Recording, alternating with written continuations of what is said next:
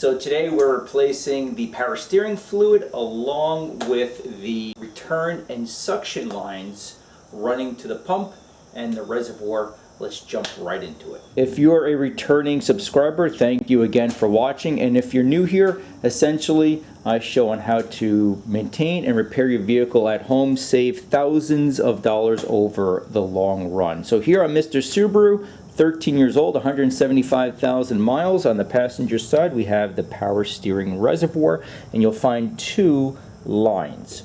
So this is the suction line. You can tell because it runs directly to the pump. You can hear it's rock hard. It is the original hose, 175,000 miles. It doesn't leak, but perfect time to replace it.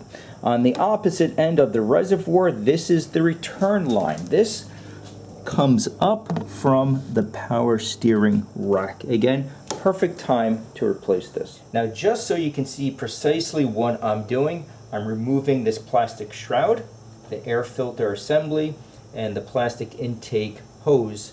That way we can clean everything up and makes the job a lot easier. The wonderful thing on these Subaru boxer engines, very easy to work on. You can do essentially everything at home. And like I said, save thousands of dollars over the ownership of the vehicle. Okay, remove the cap. Now, if you do not have a pump to remove the old fluid, you can use a turkey baster, but the opening is so small, the diameter, that I cannot fit the turkey baster far enough down to remove the fluid. So we can do this instead. So I have a flexible hose that we can simply fit over the end of the turkey baster. And this is a removable zip tie. If you ever purchase lint traps for your washing machine, they will include these removable zip ties. I love these things because you can use them over and over again. So zip tie, nice and tight, then just cut off excess and we're ready to go. And now we can fit the entire hose into the opening. Perfect. And be careful with power steering fluid, it's super corrosive. Okay, that's good enough for now. Let's remove the reservoir because I am going to clean it off camera. Little clip here. Look at this, leaves and tree nuts and everything else.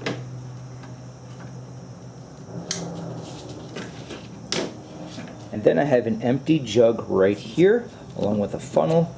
Peel back the hose and let all of the old fluid enter the jug.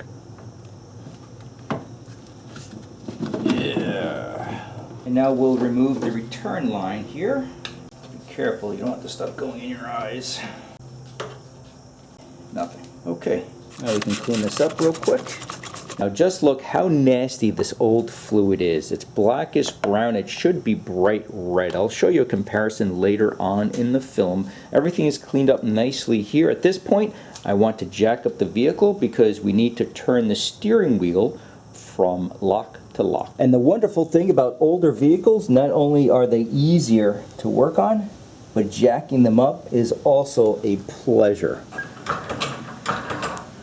Now, if your vehicle does not have frame rails where you can easily place a jack stand, the flip side is you have pinch welds where you jack up the vehicle if, for example, you have a flat tire. And you can purchase these inserts that fit on the jack stand and perfectly in these pinch welds.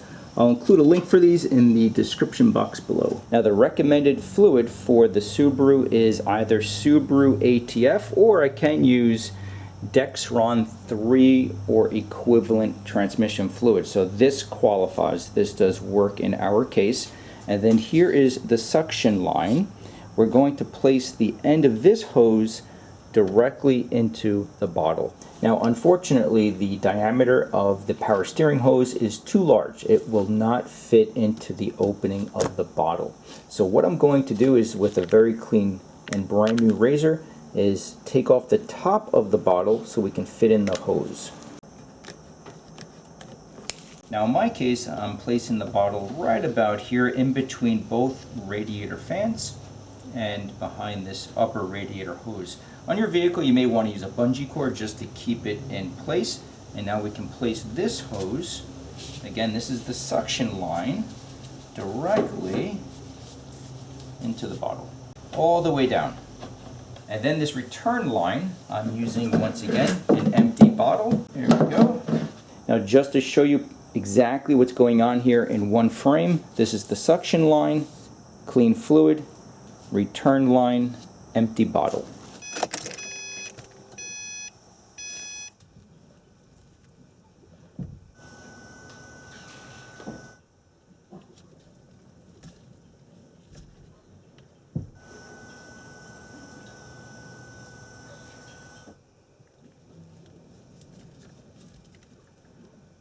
Looks like the bottle is empty. This was roughly half a quart. Now I just wanted to see what this fluid looks like. You see the difference? Still pretty dirty, so it's getting all of the old gunk out of the system.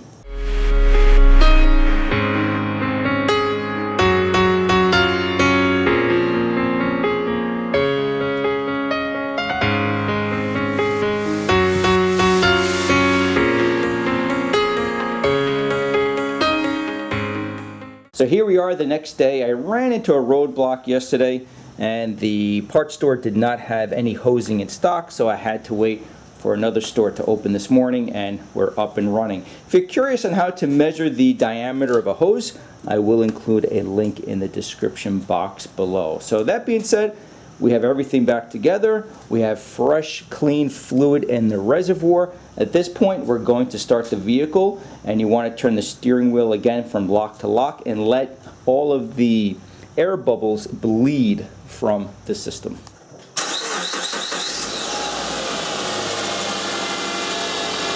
As this fluid starts to cycle through the system, you want to add fresh fluid. So going for a quick test drive, making sure that we don't hear any grinding noises, and everything sounds really good. As always, I hope this helps a number of you out there, and thank you for watching.